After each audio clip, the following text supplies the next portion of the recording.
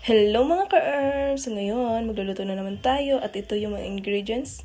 Gawin natin espesyal ang ating Lucky Me Instant Noodles. Maglagay muna ng mantika, mga bawang, sibuyas.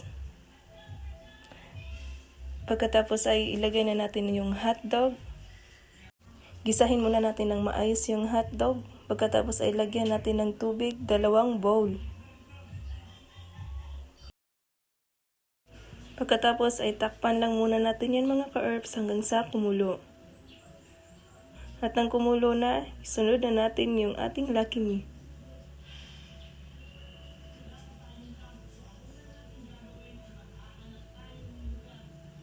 Lagyan ng evap. Hindi ko pala inubos yung evap mga ka-herbs, kalahati lang. Pagkatapos ay hinalo ko na yung repolyo. Kasunod naman ay mga seasoning ng ating Lucky Me. Paalala lang mga ka-herbs, huwag palagihing kumain ng instant noodles dahil ito'y nakakasira sa ating katawan. At takpan na natin hanggang sa kumulo at maluto.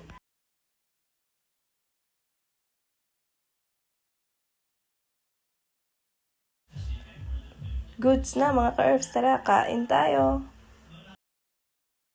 3 lang pala kami kumain nito mga ka-herbs. At nagustuhan naman nila at nasasarapan sila sa lasa. Halata naman siguro mga ka-herbs na nagustuhan nila at nag-enjoy sila sa kanilang kinakain. At yun lang mga ka-herbs, thank you for watching!